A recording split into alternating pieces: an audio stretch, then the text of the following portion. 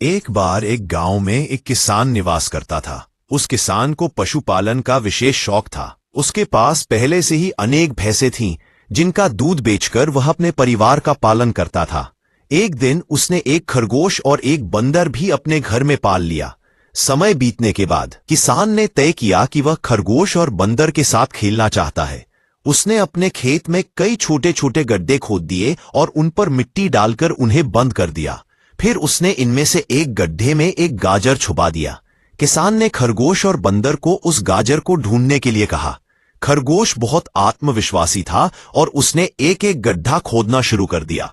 वहीं बंदर नकारात्मक और आलसी था। उसने सोचा कि इतने गड्ढों में गाजर किसी एक में है, इसे खोजने में समय क्यों बर्बाद करना।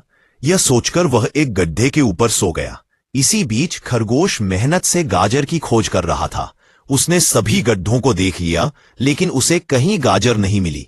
केवल एक गड्ढा बाकी रह गया था, जिसके ऊपर बंदर सो रहा था।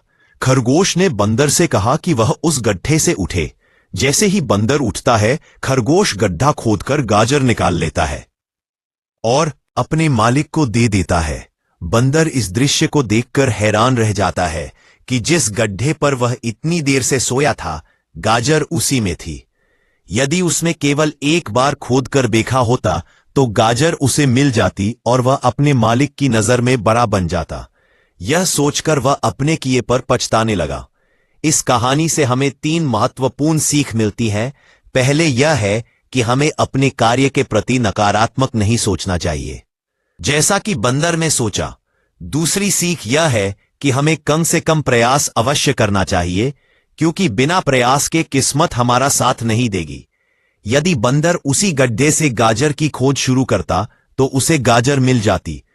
तीसरी सीख यह है कि हमें जल्दी हार नहीं माननी चाहिए। हमें नहीं पता कि हमें हमारे कार्य में सफलता कब मिलेगी। यह 2025, 2030 या 2032 में हो सकता है, लेकिन हमें सफलता तभी मिलेगी जब हम सकारात्मक सोच के साथ प्रयास करते रहें और हार नहीं माने। रामू ने अपने जानवरों को गले लगाते हुए कहा, यह कहानी हमें सिखाती है कि मेहनत और सकारात्मक सोच से हम हर लक्ष्य पाते हैं।